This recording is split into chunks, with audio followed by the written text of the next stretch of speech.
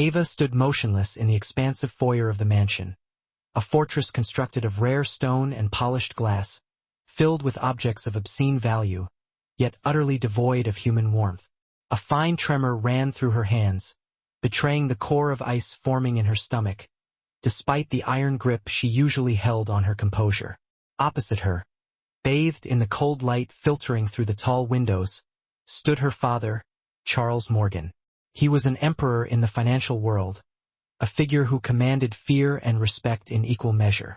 But in this moment, he was not the distant, intimidating father. He was a vengeful CEO, enraged by an act of defiance. "Leave my house, Ava. Right now," he roared, his voice sharp enough to slice through the heavy silence, echoing and multiplying off the imported marble walls. Ava offered no reply. The sheer weight of his contempt had long stripped her of the need to defend herself or engage in a pointless argument. In the dimly lit corner, her older stepbrother, Logan, leaned against a column, observing the scene with a smug, almost lazy smile. He made no effort to conceal the pleasure he derived from her pain. Logan had always been the golden child, the trusted heir, the one treated with the unquestioning deference due to royalty. Ava, conversely, had spent her entire life within those walls feeling like a long-term, unwelcome guest. Charles's hand, trembling not from weakness but from sheer fury, jabbed toward her. "You are jeopardizing the family legacy," he bit out, his voice tight. "You refuse to adhere to the rules. You dismiss the hierarchy. You believe your judgment surpasses mine." Ava finally raised her gaze to meet his. A phantom impulse to laugh twisted in her, a bitter recognition of how completely he misunderstood her value. Yet there was no humor left in her soul.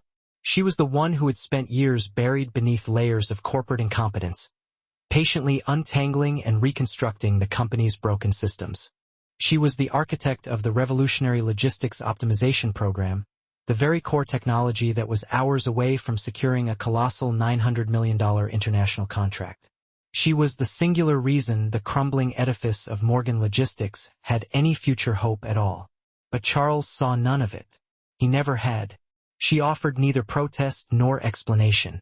Experience had taught her that reasons, logic, and truth were all irrelevant to him. Instead, she slowly lowered herself, gathered the worn strap of her laptop bag, and clutched it protectively against her chest. Charles waited for the familiar script. For her to crumble, to plead, to cry, to prove her utter dependence on his name and his money. Logan watched, expecting the same satisfying breakdown. Instead, Ava simply straightened and walked past them both. Her back was ramrod straight. She did not spare a single glance backward as she moved through the cold opulence. Stepping across the threshold of the manor, the place where she had spent years in a state of carefully managed invisibility, the blast of cold winter air felt like a cleansing, exhilarating surge of genuine freedom. She walked swiftly down the long, sweeping driveway.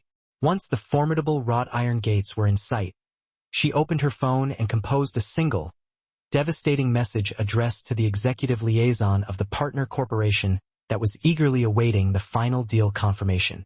* Withdraw negotiation effective immediately. * Her finger hesitated for a fraction of a second over the send button, a moment where the fate of Morgan Logistics hung precariously.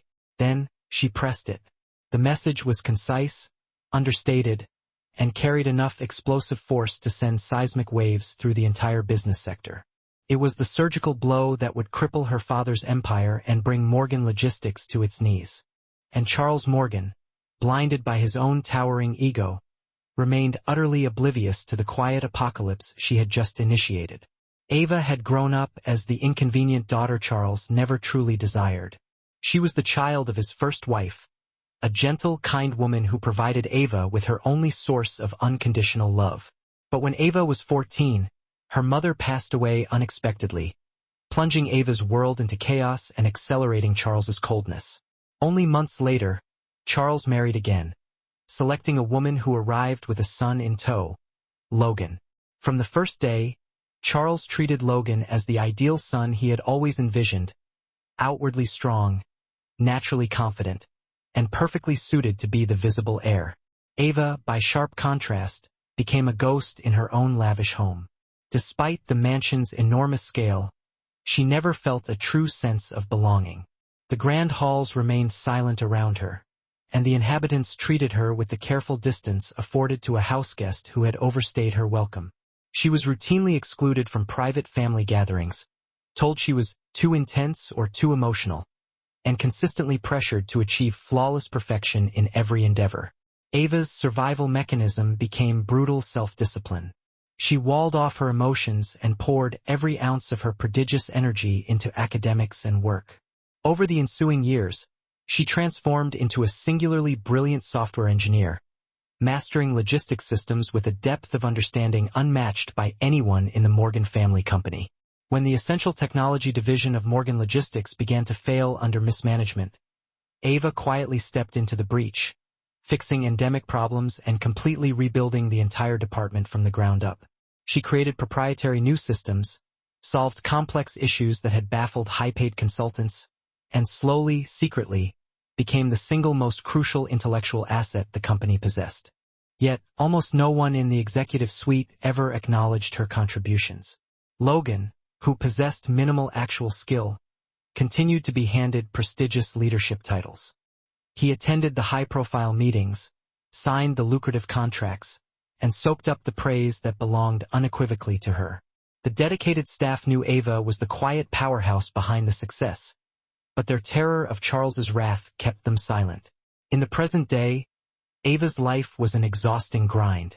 She routinely worked 16-hour days, subsisted on minimal sleep, and operated under a constant, crushing pressure cooker. Charles monitored her every move with the meticulous scrutiny of a predator, constantly interjecting with directional commands on projects he did not remotely comprehend. Logan, increasingly threatened by her undeniable talent, redoubled his efforts to subtly sabotage her, deleting reports, planting destructive rumors, and brazenly taking credit for her most innovative breakthroughs. Ava felt herself steadily sinking, drowning in a place that should have offered sanctuary. All she truly yearned for was simple independence, verifiable professional recognition for her backbreaking work, and a measure of true peace, luxuries she had never known. Charles demanded something else entirely: absolute obedience. He required a daughter who would follow his dictates without question, remain subservient to his hierarchy, and never ever challenge his absolute authority. Logan simply wanted Ava eliminated. To him, she was the only obstacle separating him from the total, undisputed control of the Morgan Empire.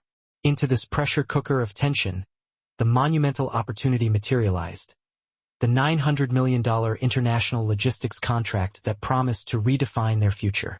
The prospective partner corporation had conducted rigorous testing on Ava's groundbreaking new algorithm and deemed it a revolutionary creation. It was the crucial, beating heart of the entire contract. Everyone within Morgan Logistics understood this inescapable fact. Without Ava's intellectual labor, the deal vanished. For the first time in her life, Ava found herself placed squarely at the center of something immense, something vital. But she remained unaware that this pivotal moment was destined not only to determine her future, but also to trigger the swift, stunning collapse of her family. On the frigid morning of the final, crucial negotiation, Ava arrived at the empty, echoing office hours before anyone else, intending to finalize the last round of rigorous simulation tests for the massive deal. She opened her laptop, anticipating the familiar sight of the months of detailed simulation files. Instead, a cold wave of dread washed over her. The securely protected folders were utterly empty. The essential data she needed, the critical simulations proving the stability and function of her system, had been maliciously deleted. Ava checked and rechecked everything, desperately hoping it was merely a temporary system glitch or a configuration error. It was not. Someone had circumvented her highest security protocols and systematically removed the most important work she had ever produced. She instantly knew who the perpetrator was: Logan. He had engaged in minor acts of petty sabotage before, misplacing reports, stealing glory, but this time, he had crossed an unforgivable line of corporate criminality. Without those simulation files, the entire negotiation was doomed to an immediate collapse. Yet, Ava forced herself to take a measured breath. She could explain the situation. She could, given a day or two, painstakingly recreate the missing data from backups and restore the integrity of the system. She could fix this as she always did. But Charles never granted her the grace of time. When she entered the polished boardroom, already crowded with anxious executives, high-powered lawyers, and nervous major investors, Charles was already vibrating with irritation. Every eye in the room was fixed on her, waiting for the final positive report.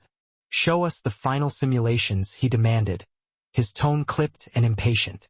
Ava opened her laptop once more, her hands shaking slightly despite her best effort to suppress it. "Someone tampered with my files," she announced, keeping her voice level. "The critical data was deleted early this morning. I can initiate recovery, but I will need—" Charles ruthlessly cut her off, his voice deliberately loud, ensuring his contempt registered with every listener. "Sloppiness," he sneered. "This is precisely what happens when one delegates crucial responsibilities to someone who is clearly not ready." A few executives instantly lowered their heads, staring intently at the mahogany table. Others exchanged deeply uncomfortable glances. Ava felt a terrible heat bloom across her face, not from humiliation, but from the searing, visceral pain of profound injustice and betrayal. "I wasn't sloppy," she replied, her voice firm despite its quietness. "I secured the files according to protocol. Someone accessed them without authorization." Charles slammed his heavy fist onto the table, the noise echoing sharply. "Stop constructing excuses." Ava tried one last time to appeal to reason. "I am telling the truth. Logan." Before she could even complete his name, Charles's eyes turned cold and dangerous. "Of course you blame Logan," he drawled, laced with cruelty. "You are congenitally incapable of accepting your own failures. You perpetually do this just like your mother." A crushing silence descended upon the room, thick and suffocating. Charles leaned forward, his voice dropping to a low, chilling register. "You were a mistake your mother left behind." The words struck Ava with the raw force of a physical blow. For a moment, her lungs refused to draw breath. She stared at her father, the man who was supposed to be her guardian, the one whose approval she had spent a lifetime chasing. Something deep inside her soul cracked irreparably. A fracture in a resilience she hadn't known was still fragile. She slowly closed her laptop, snapped it shut, and stood up. No one spoke. The entire room watched in stunned silence as she walked out of the boardroom. Her retreating footsteps sounded unnaturally loud against the marble floor of the corridor, each one a stark counterpoint to the fading echoes of Charles's shouting. That evening, Ava attempted to remain sequestered and silent in her room at the mansion, desperate to avoid another emotionally exhausting confrontation. But Charles was not a man who allowed perceived disobedience to slide. He burst through her door moments later, incandescent with rage, roaring about disrespect, the grave duties of responsibility, and family loyalty. He blamed her for publicly embarrassing him in front of his peers. He blamed her for the missing files. He blamed her, fundamentally, for everything that was wrong in his life. "You have no right to walk out on me," he shrieked. "You reside in my house. You draw a salary from my company. You submit to my rules." Ava sat wearily on the edge of her bed, mentally and emotionally depleted. Then, Charles shouted the words that finally provided the release valve she had needed for years. "If you cannot abide by my rules, then leave my house." For years, Ava had remained trapped, believing she had no alternative, no support network, no safe haven outside those suffocating walls, and no one who truly cared. Now everything had shifted. She slowly stood up, met his furious gaze, and for the first time in memory, felt absolutely zero fear. "Fine," she stated, her voice calm and absolute. And then, she walked out, carrying only her laptop bag. Ava relocated into a small, modest one-bedroom apartment, instantly savoring the novel taste of freedom. The space was tiny, quiet, and utterly dissimilar to the colossal, soul-crushingly cold mansion she had endured. Yet, simply standing in the sun-drenched space made her feel lighter, unbound.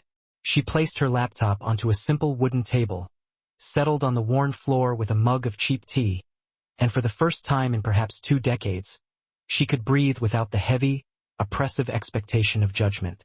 Meanwhile, Charles was absolutely certain she would be back within 48 hours. In the rigidly structured reality of his mind, Ava was helpless and fundamentally dependent on him. He convinced himself she would inevitably grovel, admit her error, and willingly revert to her prescribed role in the family hierarchy. But days bled into a week, and Ava remained completely silent. Then the unthinkable occurred. The partner corporation, the one awaiting the $900 million commitment, sent a formal, non-negotiable message. They stipulated that they required Ava specifically to personally supervise the system integration and future maintenance. They would not, under any circumstances, proceed with the deal without her proven expertise. When Ava still did not respond to the company's frantic internal inquiries, uncontrolled panic began to spread throughout Morgan Logistics.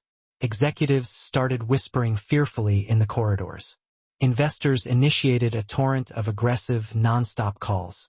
Logan, desperate to contain the crisis and protect his exposed position, attempted to seize control.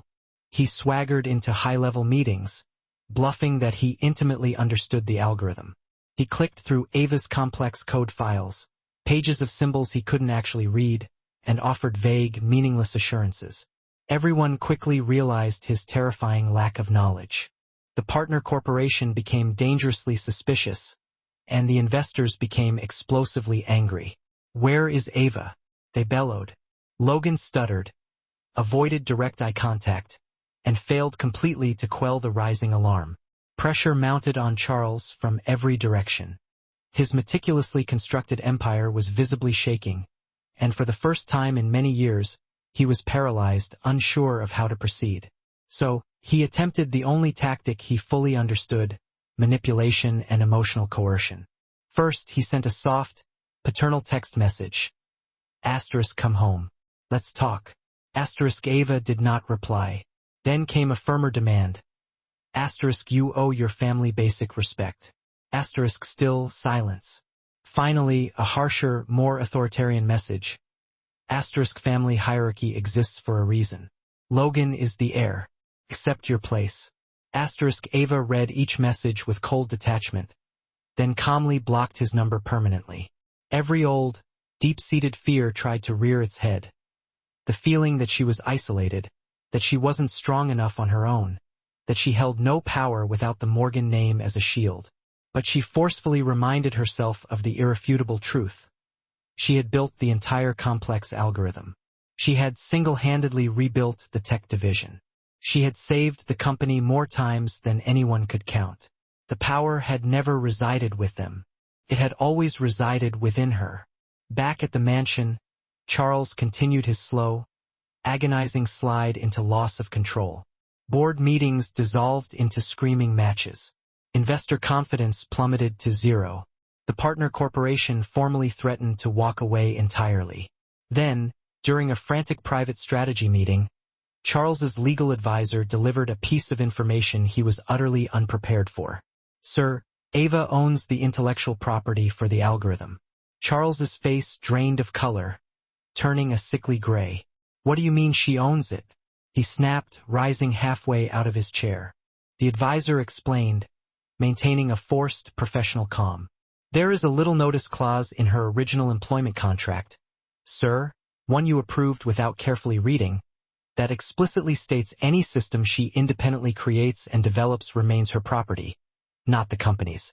Everything Ava had created, everything Charles had routinely bragged about to the press, everything Logan's perceived leadership depended upon, all of it legally and irrevocably belonged to Ava Morgan."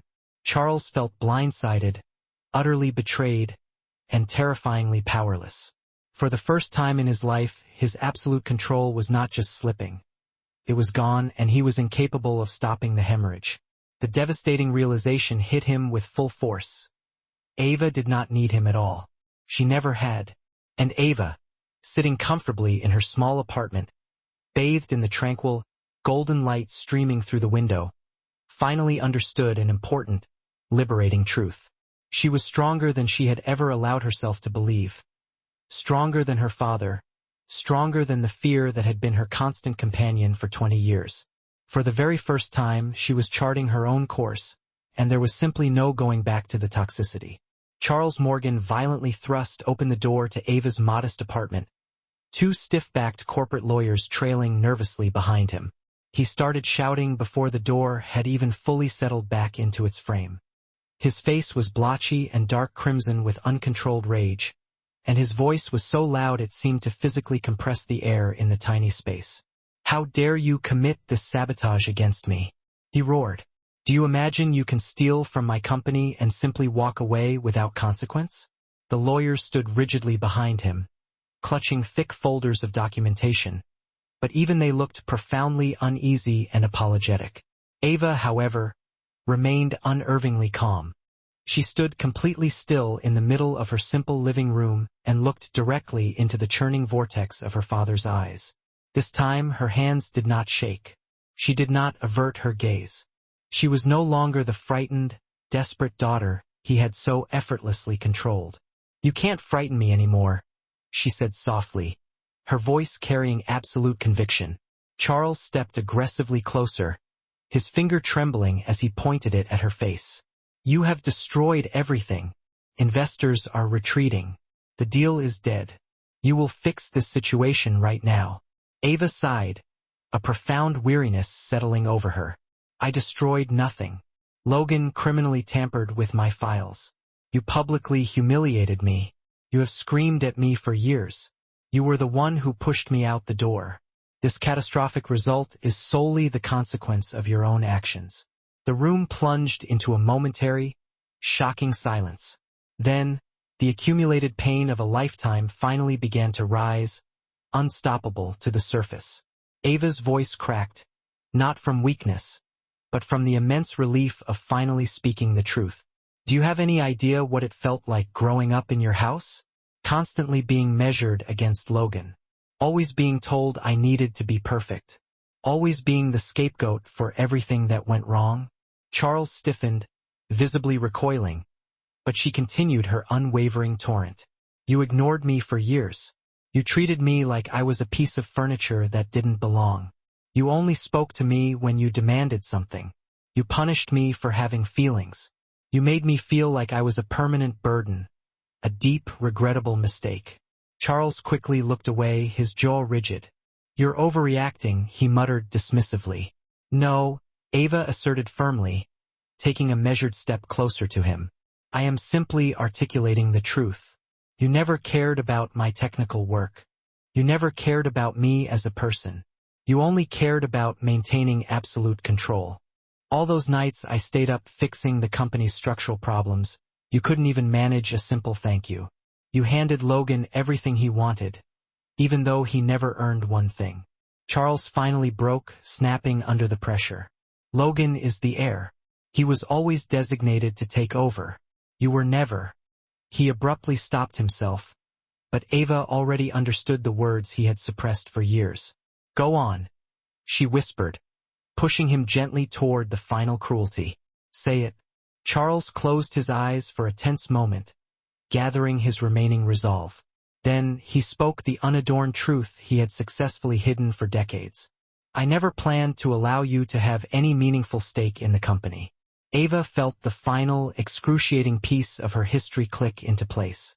The last vestige of hope, the final, weeping wound, the ultimate illusion of family, all gone. "Thank you," she said quietly, without malice. "Now I know everything I needed to know." Charles motioned frantically to the lawyers. "Sign these papers. Hand over the intellectual property for the algorithm. It rightfully belongs to Morgan Logistics, not to you personally." Ava stepped back and firmly shook her head. "It belongs to me," she countered. "Legally, contractually, and now you are fully aware of that fact." Charles's anger instantly mutated into raw panic. "Ava, be reasonable. You are maliciously ruining everything. You don't understand the monumental damage you are causing." She cut him off. "I understand exactly what I am doing." She walked to her simple wooden table, picked up a single document, and placed it directly into his shaking hand. "This document," she added, "will provide all the necessary explanations." Charles snatched the paper and rapidly scanned the contents. His eyes widened alarmingly as he reached the last paragraph. What in God's name is this?" Ava looked at him, completely devoid of fear. "It's the truth," she stated. The devastating twist struck him with more impact than any shouted argument could have achieved. She hadn't merely withdrawn the negotiation. She had executed a private, separate agreement with the exact same partner corporation. They had offered her immediate seed funding. They had offered her a dedicated world-class team. They had offered her full, undisputed control. "I'm launching my own logistics technology startup," Ava confirmed. "And the $900 million deal will be finalized with my company, not yours." Charles's hands began to shake violently, the paper rattling. No, they wouldn't. "They already did," Ava interrupted smoothly. "They understood my actual value. Something you never had the capacity to see." For the first time in his life, Charles Morgan looked truly small, undeniably weak, and utterly defeated. His knees nearly buckled, and he sank heavily onto Ava's modest sofa, staring at the document in disbelieving horror. His empire, the fortress he had meticulously built, fiercely protected, and absolutely controlled, was disintegrating before his eyes. And the daughter he had ruthlessly cast aside was the very force that was now triumphantly rising. Ava stood tall, finally, perfectly free from the immense shadow he had cast over her life. Morgan Logistics collapsed quickly into a morass of scandal and corporate chaos. News of the devastating failed deal, the sudden leadership vacuum, and the rampant internal dysfunction spread like wildfire through the media. Journalists began digging mercilessly into the family's toxic history, exposing the ugly truth about the favoritism, the poisonous work environment, and the appalling way Ava had been systematically treated. Investors, citing gross mismanagement, pulled out in succession. Some launched lawsuits. Others simply severed all ties. Without Ava's algorithm, without internal trust, and without a guiding technical direction, Morgan Logistics began to unravel completely in a matter of weeks. Logan lost everything he had ever held dear. His fabricated heir status vanished overnight. The executive board swiftly stripped him of every titular leadership role. The business world finally saw him for what he truly was. A man who had subsisted solely on unearned privilege, utterly lacking in actual skill. He tried, pathetically, to blame Ava, but no one was listening to his excuses anymore. For the first time in his sheltered life, Logan was forced to face the raw, unadulterated consequences of his destructive actions. While the corporation crumbled, Ava's life accelerated in the opposite direction. Supported by the capital and resources of the partner corporation, she rapidly built her own technology firm, a thriving, vibrant place staffed by bright, highly talented engineers who wholeheartedly respected her and believed fervently in her vision. Her new office was small but welcoming, filled with the productive sounds of genuine conversation, collaborative teamwork, and unwavering hope. People laughed there. People felt secure there. Ava personally guaranteed it because she knew intimately what it felt like to labor under constant fear. She implemented strict rules protecting the well-being of every employee. No abuse, zero fabrication, and absolutely no voice would ever be dismissed. She had finally created the equitable, nurturing environment she had desperately wished for in her youth. Slowly, Ava began the long process of healing. She started attending therapy sessions, something she had stubbornly avoided for years, believing she had to maintain a perpetual facade of strength. She allowed herself the necessary grace to cry when the pressure mounted. She cultivated new, authentic friendships with people who understood her, who supported her ambitions, and who saw her as a complex, valuable person, not a disposable tool. Piece by slow piece, she rebuilt her identity, not as Charles Morgan's neglected daughter, but as her own powerful, self-actualized woman. As her startup thrived and her personal life found a settled equilibrium, Charles finally reached out again. This time, his voice was not filled with rage or impossible demands, but sounded broken, weary, and much older. He humbly asked to meet her in a neutral location. Ava agreed to the meeting. When she saw him, he looked visibly aged. His shoulders were slumped, his eyes dull and defeated. The massive empire he had once wielded with an iron fist was irrevocably gone, and he carried the weight of his undeniable role in its downfall. "I'm sorry," he whispered, his voice thin and fragile. It was a weak apology, flawed and clumsy, but it was genuine, heavy with pain and regret. "I should have treated you with respect. I should have simply seen you." Ava listened quietly without interruption. She let him finish every painful syllable, but she no longer felt small in his presence. She was not scared. When he was done, she offered a gentle, honest reply. "I sincerely hope you eventually find peace," she said, "but I cannot return to that life. I have successfully built a new one now, one that brings me genuine happiness." Charles simply nodded, tears beginning to gather in his tired eyes. He finally understood that he had lost her, not because of lingering anger, but because she had chosen herself irrevocably. Ava walked away from the meeting with a profound sense of inner calm. She was neither angry nor afraid, simply wonderfully free. Her past had relinquished its control. Her future belonged entirely to her. Ava signed the final incorporation document for her new company. The deal she had secured was worth over $900 million. Her hands were perfectly steady, her heart calm and resolute. She leaned back in her chair for a moment, gazing at the complex contract she had worked so fiercely to make possible. Every late night, every painful struggle, every insult, and every casual dismissal had inexorably led to this defining moment of triumph. She stood and walked to the enormous window of her new corner office. The vast city stretched out below her, quiet now under the expansive night sky. The distant lights glittered like scattered jewels, and for the very first time, she felt an absolute sense of peace. She felt deeply proud. She felt perfectly free. Ava whispered the words to herself, a quiet, profound secret she would carry always. My name is Ava. The secrets were hers alone now, fiercely guarded. That single act of walking away was not an ending, but a rescue mission, a drastic, necessary salvation. The oppressive air of the old world, the one that systematically undervalued her, was gone. The voices that diminished her success and personality had finally faded into the background noise of the past. No external force held power over her spirit anymore. This new reality was not inherited.